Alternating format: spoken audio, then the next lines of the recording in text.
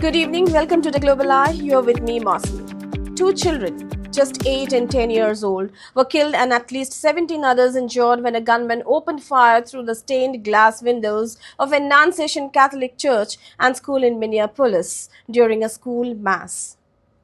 Federal agents are treating it as domestic terrorism and a hate crime targeting Catholics. The alleged shooter died by hurting or injuring himself moments later. What we know that police say the attacker fired dozens of rounds into pew filled with children. Most of the wounded are kids. The FBI says it's investigating as an anti-Catholic hate crime, an act of domestic terrorism.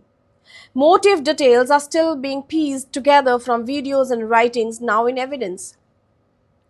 When a child's first week of school ends in gunfire, what does school safety even mean anymore?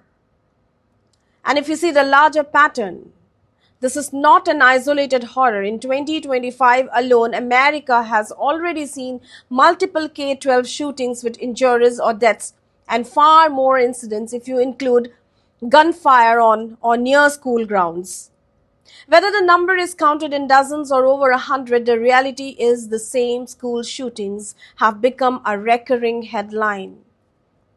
Children, guns, and the new American normal. Firearms remain the leading cause of death for US children and teens, surpassing car crashes. Beyond the deaths, exposure to gun violence leaves lasting scars: sleep disruption, anxiety, depression, falling grades, even students leaving school altogether. That's the invisible casualty list we never read at vigils. If guns are killing more kids than cars, why do schools practice active shooter drills more often than they receive counselors? And why this easy access? And this easy access matters. About 4 in 10 US adults live in a household with a gun, roughly a third personally owning one.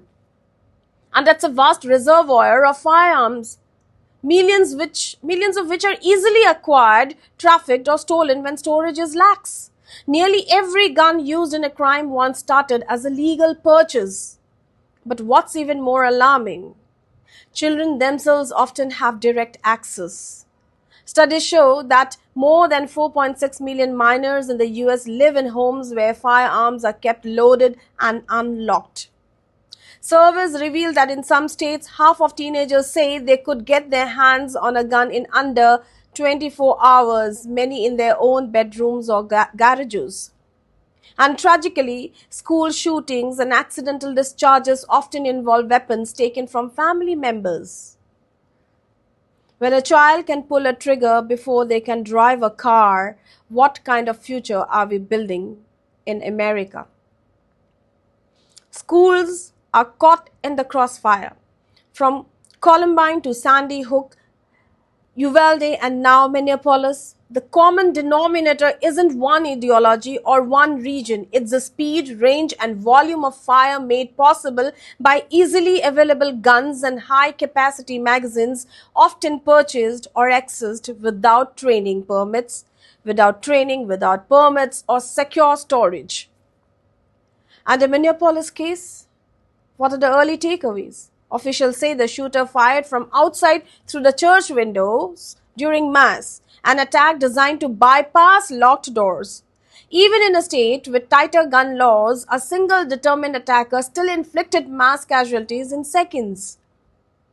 If windows are the new doors, how many layers of barricades will make a classroom feel like a classroom? And the policy versus priorities under President Trump. Is he making America great in this way?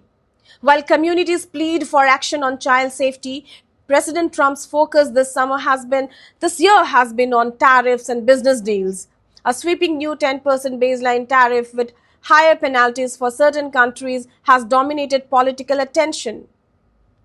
As President Trump is doing his business, his administration has also pushed for direct involvement in private corporate negotiations, an activist economic stance that economists warn could distort markets. Yet, amid these trade wars, gun safety legislation remains frozen. Critics argue the White House is consumed with headlines about deals and tariffs, not the reality of children being shot in their schools, in the universities. So today the questions remain. If guns outnumber people in America, how can children ever be safe? And is this the way America will become great again? And when minors can access loaded weapons more easily than mental health care, whose responsibility is it?